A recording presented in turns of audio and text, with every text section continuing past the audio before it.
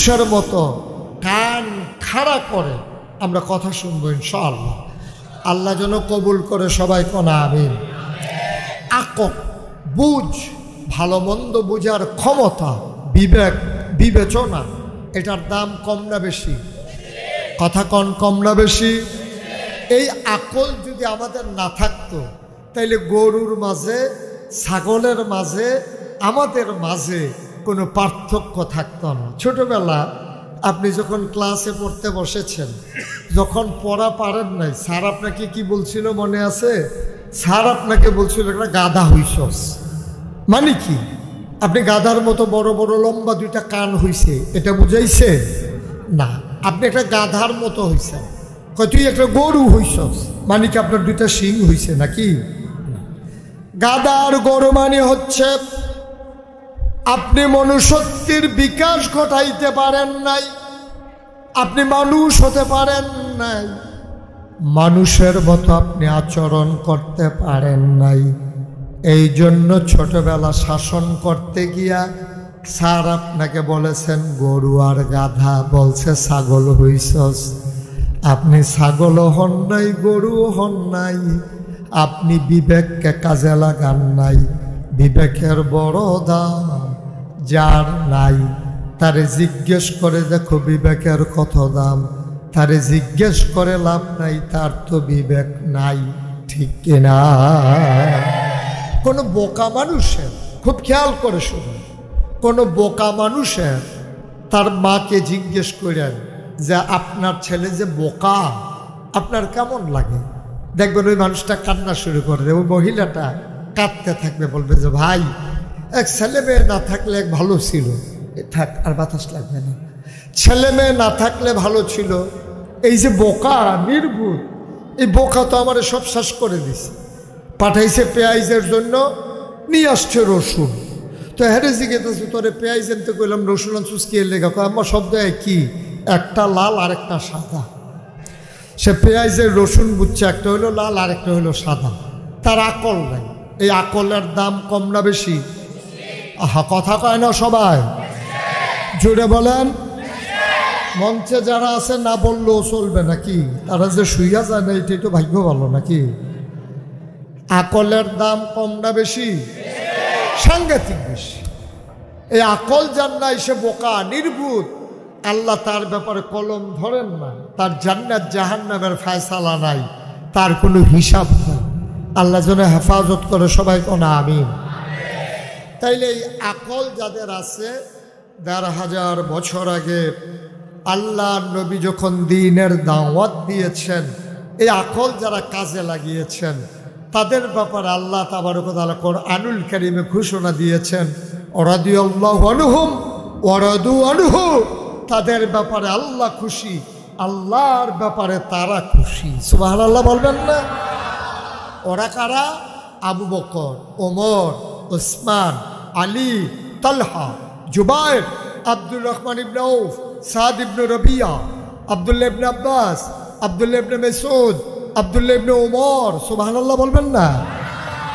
যারা দুনিয়ায় থাকতেই জান্নাতের সুসংবাদ পেয়েছেন, তাদের ব্যাপারে আল্লাহ ওয়াজ করে দিলেন, রাদিয়াল্লাহু আনহুম ওয়া রাদু আনহু।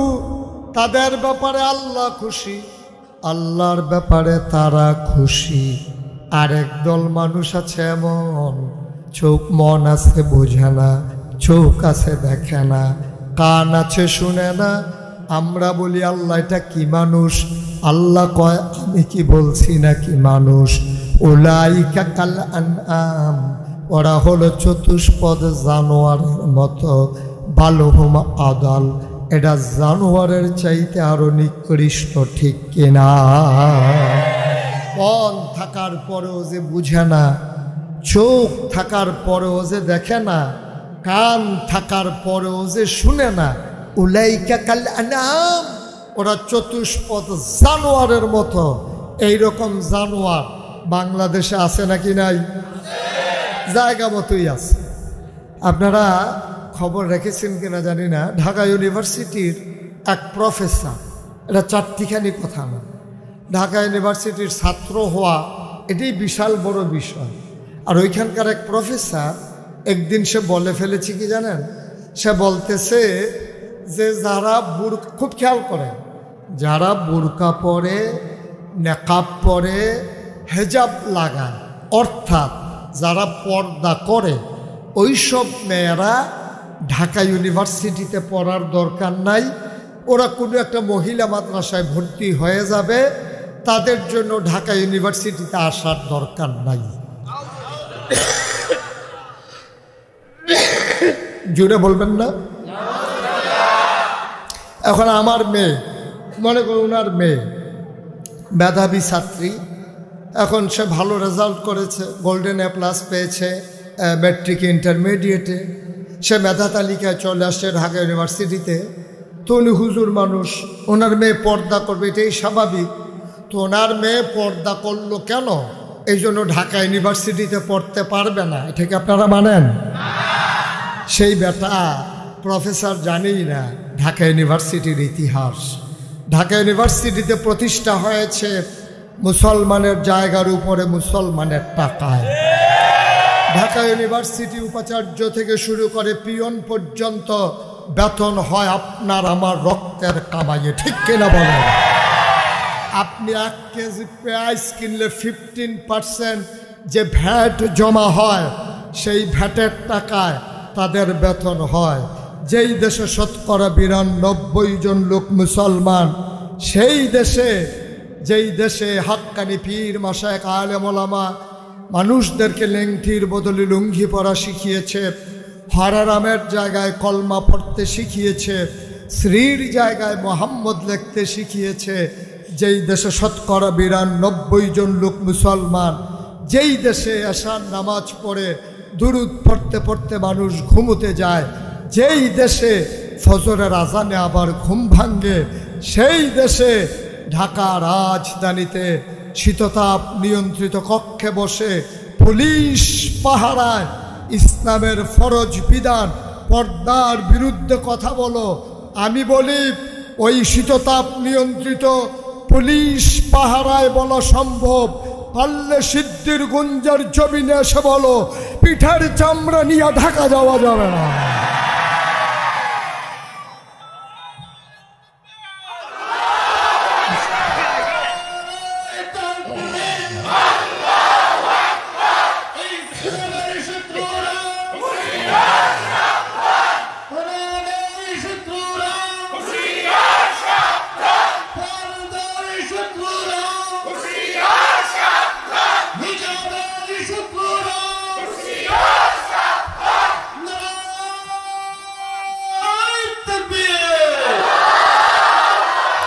সবাই পড়ি আমিন, জোরে পড়ি আমিন। মানুষটার মেধা আছে, নাক আছে, মুখ আছে, চোখ আছে, কান আছে। আল্লাহ কয় উলাইকা কাল আনআম, ওরা হলো চতুষ্পদ জানোয়ারের মতো। আমরা বলি জানোয়ার, আল্লাহ কয় না, বল হুম আদাল, এটা জানোয়ারের চাইতে আরো নিকৃষ্ট, ঠিক কিনা? সুতরাং মনে রাখবেন, একটা মানুষ অন্ধ হতে পারে কিন্তু বিবেক আছে। একটা মানুষ কানে না শুনতে পারে কিন্তু বিবেক আছে। একটা মানুষের হাত না থাকতে পারে, সেই মানুষটার বিবেক আছে, তার দাম আছে। ঢাকা ইউনিভার্সিটির প্রফেসর বিবেক নাই, আল্লাহ কয় জানোয়ারের চাইতে আরো নিকৃষ্ট, ঠিক কিনা? আমার মনে আছে আমি বললাম এই মানুষটা চোখে দেখে না, কোনদিন তার স্ত্রীকে দেখে নাই, কথা শুনে বুঝেছে এইটা তার স্ত্রী হয়, জন্ম দেওয়া বাচ্চা এই লোকটা দেখে নাই। কোনদিন বুঝে নাই তার বাচ্চাটা দেখতে কেমন হয়েছে, কিন্তু আকল গুণে সে ঠিক ঠিক 10 টাকা আর 100 টাকা চিনতে পেরেছে, ঠিক কিনা?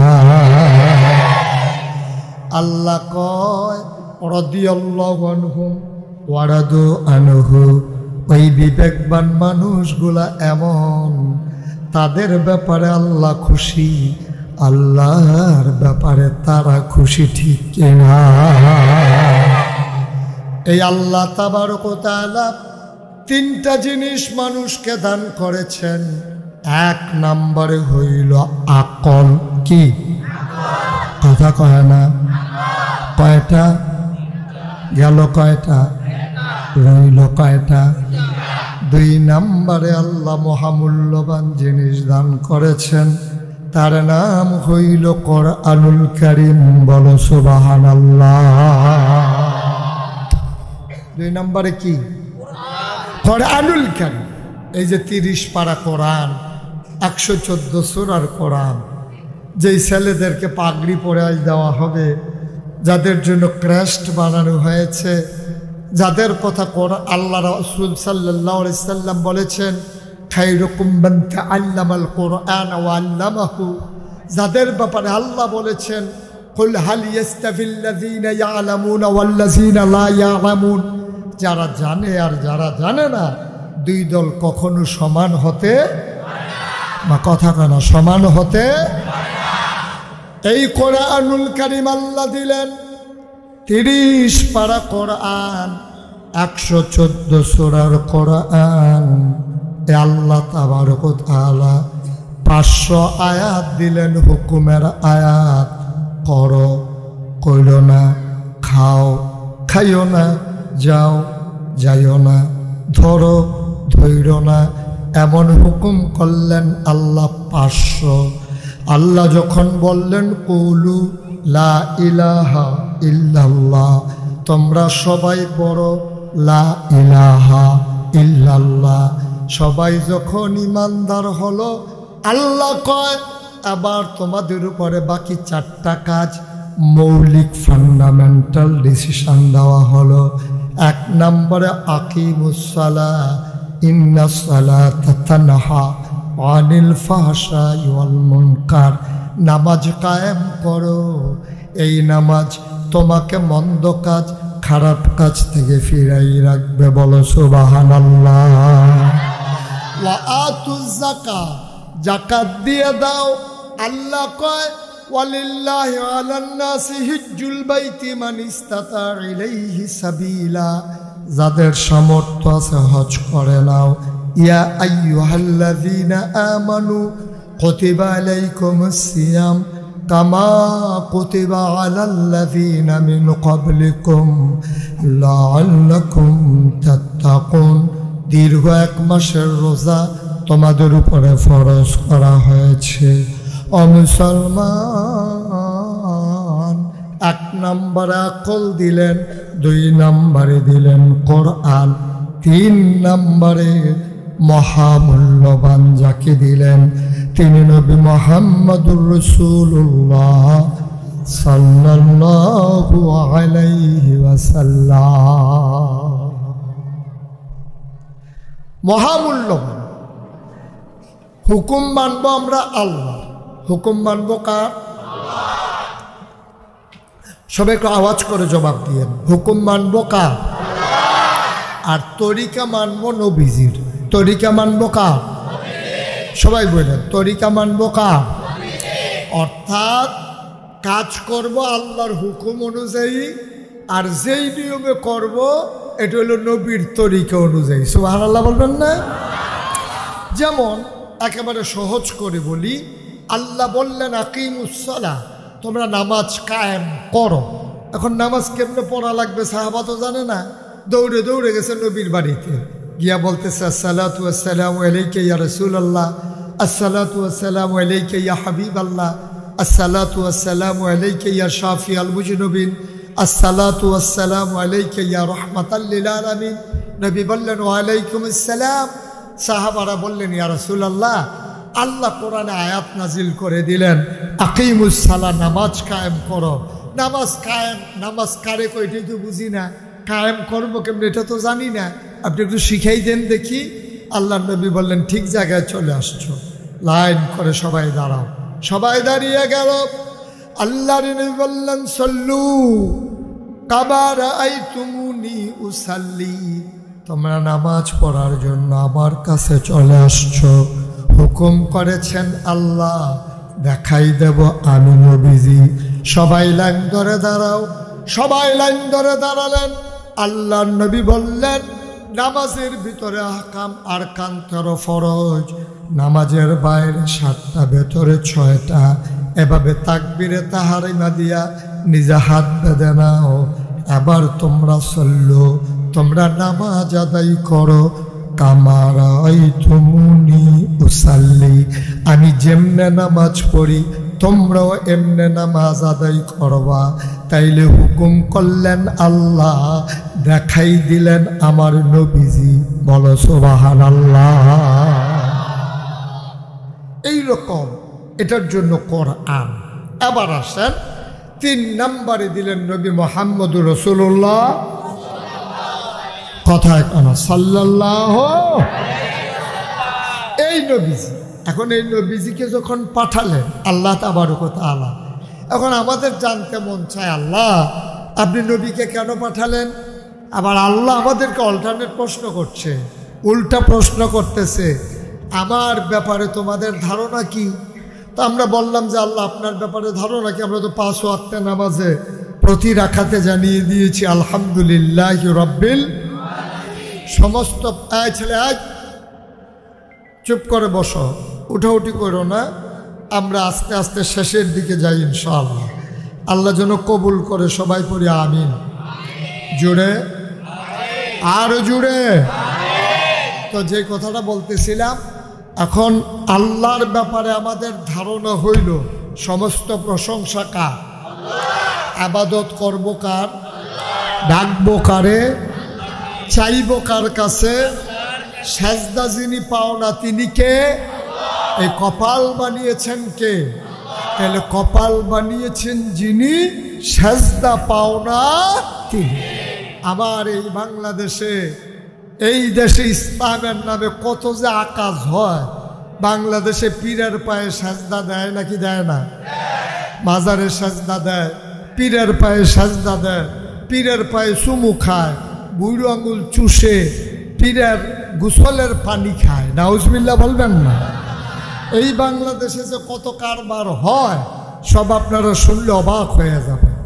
এখন আমরা আল্লাহর ব্যাপারে ধারণা হইল যে যেহেতু আল্লাহ বানিয়েছেন আপাতত তিনিই পাও না। সুবহানাল্লাহ বলবেন না?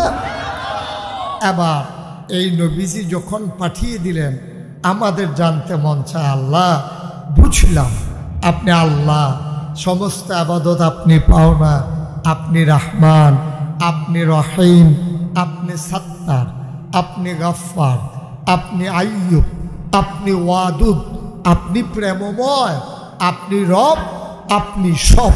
সুবহানাল্লাহ বলবেন না? আপনি রব, আপনি সব। এই ব্যাপারে আমাদের কারো কোনো দ্বিমত আছে? সবাই আমরা একমত। তাহলে এবার নবীর ব্যাপারে আমাদের ধারণা কি? আমি আল্লাহকে জিজ্ঞেস করেছিলাম, মাওলা ও রাব্বে করিম, আপনারে আমরা চিনলাম, আবার নবীর একটু চিনাই দেন।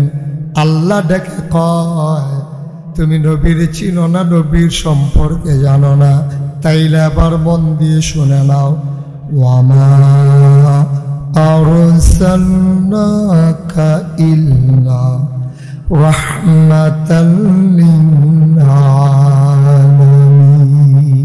সবাই পড়েন, ওয়ামা আরসালনাকা ইল্লা রাহমাতাল লিল আলামিন। আল্লাহ যেন ডেকে কয়, ও সিদ্ধির গুঞ্জের মানুষ,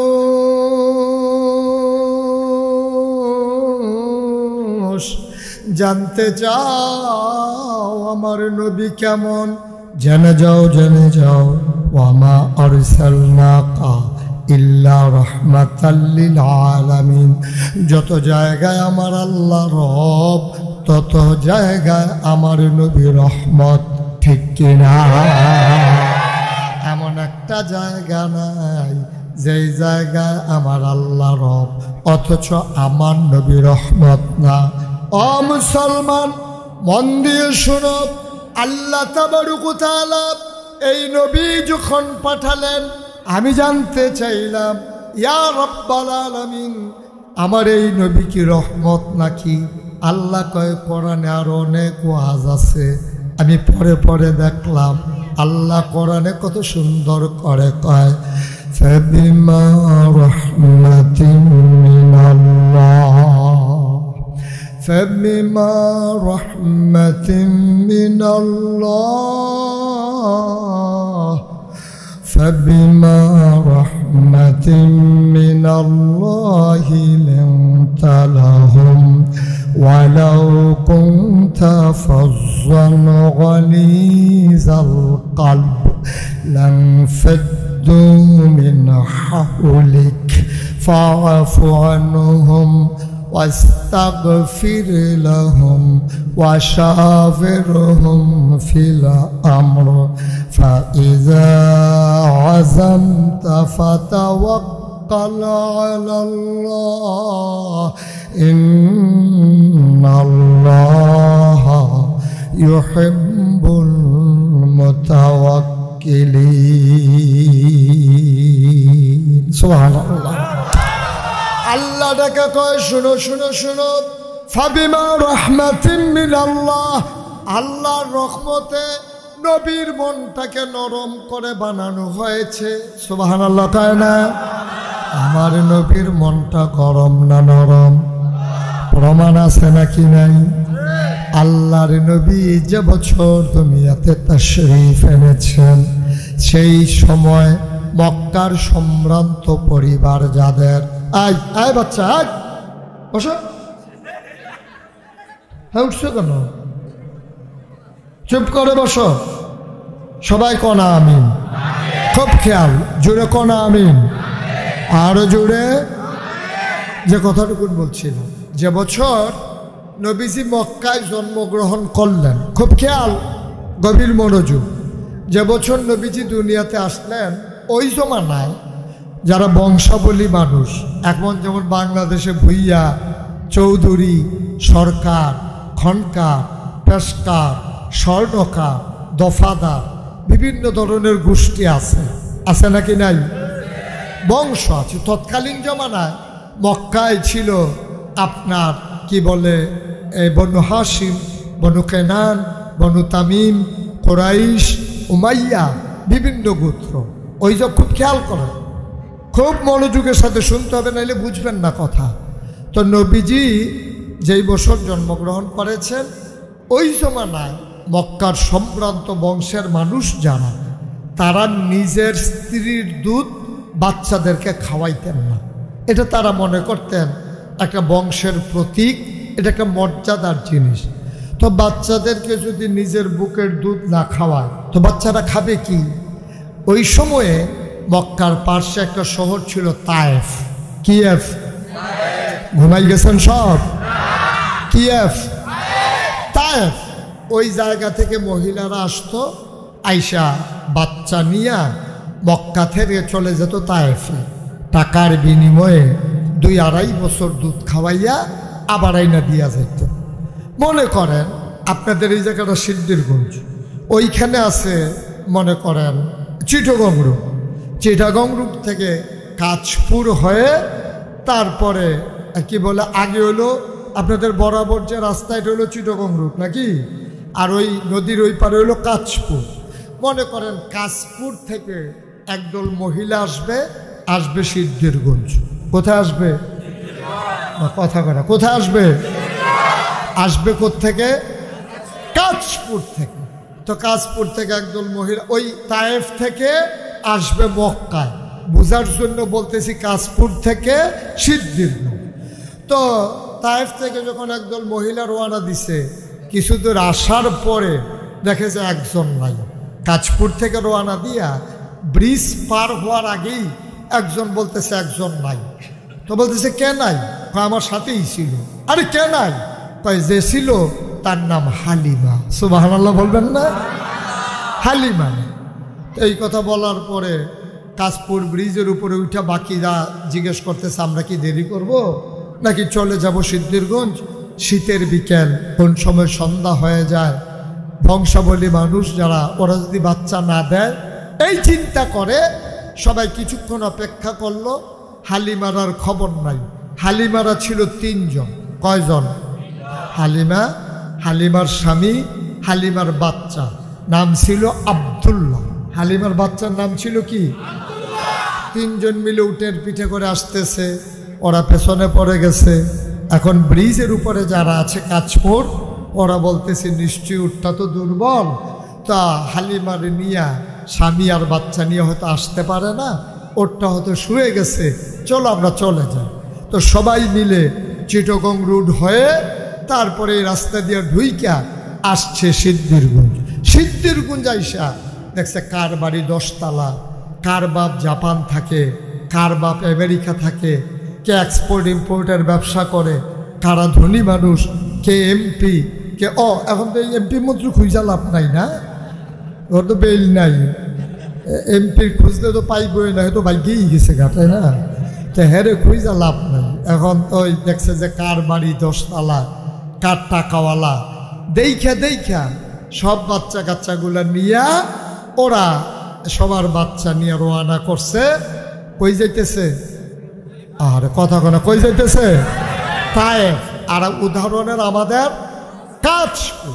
কাশপুরের দিকে যখন রওনা করছে, ব্রিজের মাথায় যখন গেছে, তারা যাইতেছে, হালিমা আসতেছে। সবাই কথা বলেন, তারা, আর জুড়ে কয় না, তারা আর হালিমা ক্রস করছে ব্রিজের নামায় যখন ক্রস করছে, হালিমা দেখে সবার কোলে বাচ্চা, ওয়া সবাই কান্দে না করে নিয়ে যাইতেছে। হালিমা বলতেছে, এই তোরা কি সব বাচ্চা নিয়ে চলে আসছস?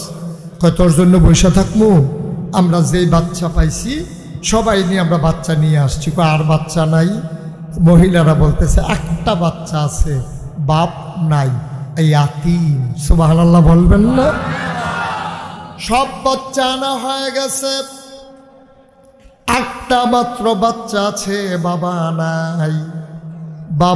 নাই, বাচ্চাটা ইয়াতীম, বাচ্চার নাম মুহাম্মদ।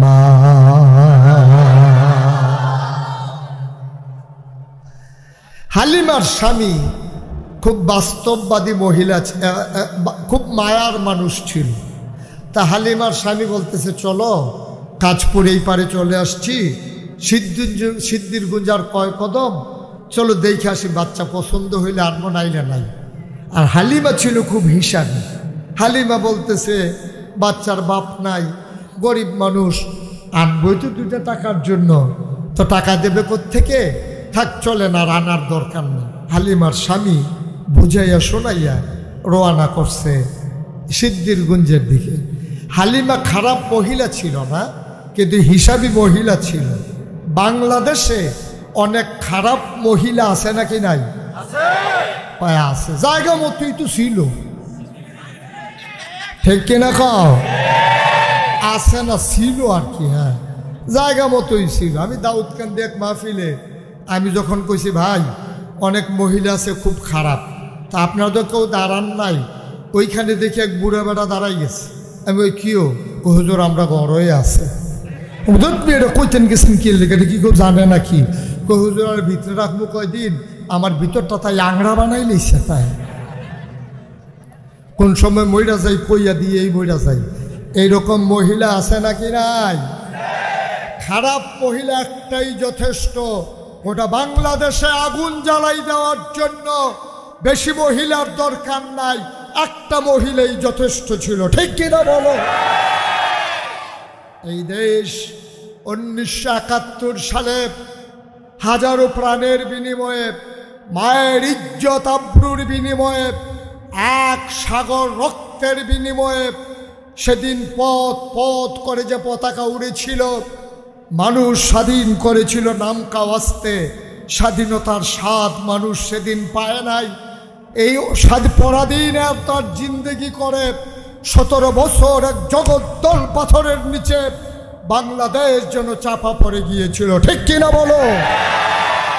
মসজিদের মিম্বারগুলো থেকে আলেমগুলোকে নামিয়ে দেওয়া হয়েছে, মসজিদের এই মঞ্চের মাইকগুলো কেড়ে নেওয়া হয়েছে, আলেম ওলামাকে বেইজ্জতি করা হয়েছে।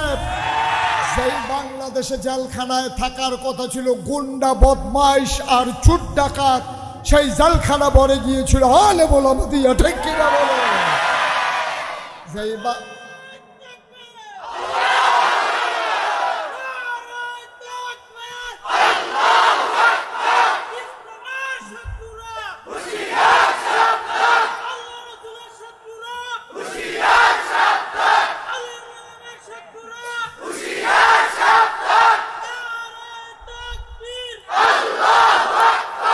আমরা খেয়াল করে দেখেছি এই দেশের ইসলাম আর ইসলামী চেতনার মানুষগুলোকে ধ্বংস করার জন্য মিথ্যা ট্রাইব্যুনাল বানাইয়া, মিথ্যা সাক্ষী সাজাইয়া আমার কোরআনের যারা নির্ভীক সৈনিক অন্যায়ভাবে তাদেরকে হত্যা করা হয়েছে।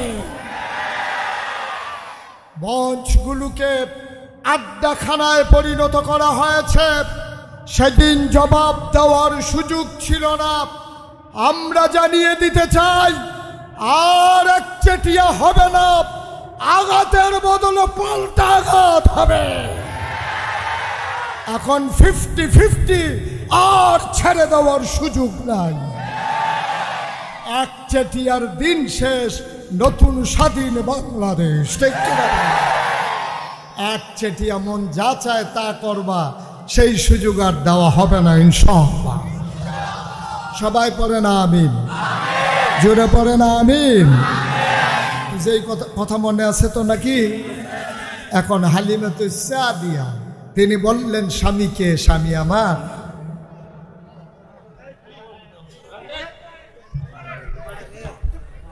আমার দরকার নাই, আমরা গরিব মানুষ, যেটা পয়সার জন্য যাব, পয়সাই যদি না পাই তো যাব কেন? হালিমার স্বামী অনেক বুঝাইয়া শোনাইয়া এবার হালিমাকে নিয়ে আসছে কোথায়? সিদ্ধিরগঞ্জ, মক্কায়। কোথায় আনছে? মক্কায়। কাবার কেনারে দাঁড়াই দেখে একজন লোক দাঁড়িয়ে আছে। সিদ্ধিরগঞ্জ আইসা দেখে বাজার মসজিদের গেইটে ইমাম সাহেব দাঁড়াই রয়েছে। তা হালিমার স্বামী জিজ্ঞেস করতে, ভাই বাড়ি কই?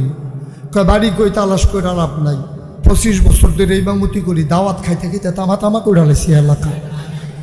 কোন বাড়ি, কি ঠিকানা বলা লাগবে বলেন?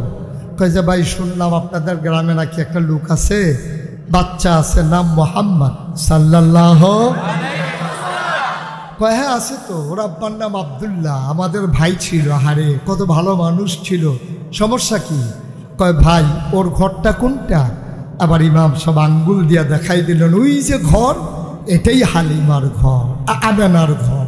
সুবহানাল্লাহ বলবেন না? হালিমার স্বামী ছেলের নাম কি? ভুলে গেছে। ছেলের নাম কি? হালিমার স্বামী আর আব্দুল্লাহ আল্লাহ নবীর ঘরের দরজায় গিয়ে দাঁড়ালেন। ভেতরে মা আমেনা। হালিমা ডাক দিয়া কয়, ও স্বামী আমার, ওই ঘরে কোনো পুরুষ নাই, ওখানে যাওয়া আপনার ঠিক হবে না, আপনি একটু আব্দুল্লাহকে নিয়ে বাইরে দাঁড়ান, আমি একটু ভেতর থেকে আসি।